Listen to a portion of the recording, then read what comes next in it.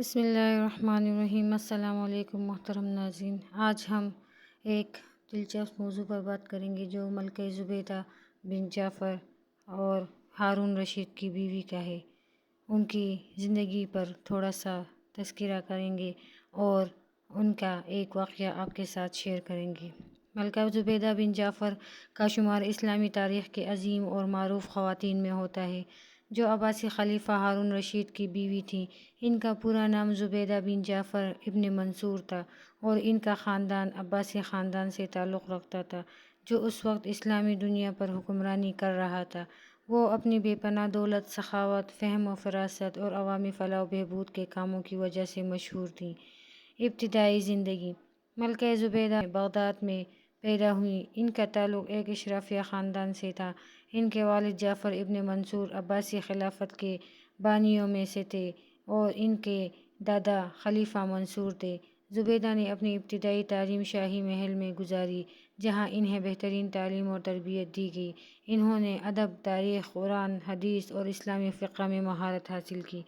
ہارون رشید سے شادی: زبیدہ کی شادی عباسی خلیفہ ہارون رشید سے ہوئی۔ ہارون رشید کا دور اسلامی تاریخ کا سنہری دور مانا جاتا ہے۔ ان کے دور میں علمی اور ثقافتی ترقی ہوئی۔ بغداد دنیا کا سب سے اہم علمی اور ثقافتی مرکز بن گیا تھا۔ زبیدہ نے اپنے شوہر کے ساتھ مل کر اسلامی ریاست کے انتظامات میں اہم کردار ادا کیا۔ علمی اور فلاحی خدمات: زبیدہ نہ صرف اپنی خوبصورتی اور شاہانہ طرز زندگی کے لیے مشہور تھیں، بلکہ وہ عوام کی فلاح و بہبود کے کاموں کے لیے بھی جانی جاتی تھیں۔ ان کا سب سے اہم اور مشہور کارنامہ مکہ مکرمہ میں پانی کی فراہمی کا نظام بہتر بنانا تھا۔ اس وقت حاجیوں کو مکہ میں پانی کی کمی کا سامنا تھا۔ خلیفہ ہارون رشید کی بیوی ملکہ زبیدہ بن جعفر فریضہ حج کی ادائیگی کے لیے مکہ مکرمہ آئیں۔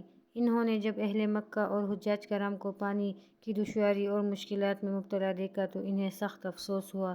چنانچہ انہوں نے اپنے اخراجات سے ایک عظیم الشان نہر کھودنے کا حکم دے کر ایک ایسا فقید المثال کارنامہ انجام دیا جو رہتی دنیا تک یاد رہے گا۔ ملکہ زبیدہ کی خدمت کے لیے 100 نوکرانیاں تھیں، جن کو قرآن کریم یاد تھا اور وہ ہر وقت قرآن پاک کی تلاوت کرتی رہتی تھیں۔ ان کے محل میں سے قرأت کی آواز شہد کی مکھیوں کی بھنبھناہٹ کی طرح آتی رہتی تھی۔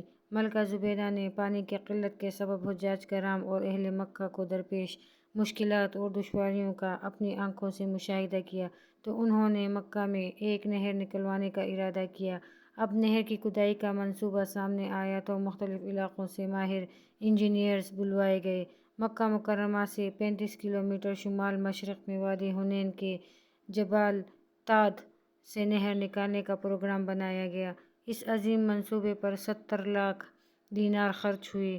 جب نہر زبیدہ کی منصوبہ بندی شروع ہوئی تو اس منصوبے کا منتظم انجینئر آیا اور کہنے لگا، آپ نے جس کام کا حکم دیا ہے اس کے لیے خاصے اخراجات درکار ہیں، کیونکہ اس کی تکمیل کے لیے بڑے بڑے پہاڑوں کو کاٹنا پڑے گا، چٹانوں کو توڑنا پڑے گا، نشیب و فراز کی مشکلات سے نمٹنا پڑے گا، سینکڑوں مزدوروں کو دن رات محنت کرنی پڑے گی، تب کہیں جا کر اس منصوبے کو پایہ تکمیل تک پہنچایا جا سکتا ہے۔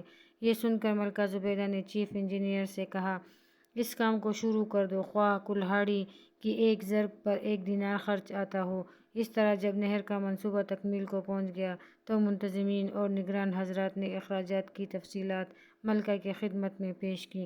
اس وقت ملکہ دریائے دجلہ کے کنارے واقع اپنے محل میں تھی۔ ملکہ نے وہ تمام کاغذات لیے اور انہیں کھول کر دیکھے بغیر دریا برد کر دیا اور کہنے لگی، الہی، میں نے دنیا میں کوئی حساب کتاب نہیں لینا، تو بھی مجھ سے قیامت کے دن کوئی حساب نہ لینا۔ ملکہ زبیدہ نے 831 عیسوی میں وفات پائی۔ ان کی آخری آرامگاہ بغداد میں ہے۔ ان کی موت کے بعد بھی ان کا نام اسلامی تاریخ میں ایک عظیم خاتون کے طور پر زندہ ہے۔ ملکہ زبیدہ اسلامی تاریخ میں ایک روشن مثال ہیں، جنہوں نے اپنی دولت، علم اور اثر و رسوخ کو عوام کی فلاح و بہبود کے لیے استعمال کیا۔ ان کی سخاوت، علمی شغف اور مذہبی جذبہ آج بھی لوگوں کے لیے مشعل راہ ہے۔ ایسی خواتین کی زندگیوں سے ہمیں سیکھنا چاہیے کہ کس طرح دنیاوی نعمتوں کو آخری کامیابی کے لیے استعمال کیا جا سکتا ہے۔ یہ تھی ملکہ زبیدہ کی زندگی کی مختصر جھلک، جو ہمیں بتاتی ہے کہ ایک مسلمان عورت کس طرح اپنی صلاحیتوں کو دین و دنیا کی خدمت کے لیے وقف کر سکتی ہے۔ اگر آپ کو ہماری آج کی ویڈیو پسند آئی ہو تو براہ کرم ہمارے چینل کو سبسکرائب کرنا نہ بھولیے گا اور ویڈیو کو زیادہ سے زیادہ شیئر کیجیے گا تاکہ آپ کی طرح اور لوگ بھی، آپ کے دوست و احباب بھی اس طرح کی ویڈیوز سے مستفید ہو سکے۔ جزاک اللہ خیر، والسلام، دعاؤں میں یاد رکھیے گا۔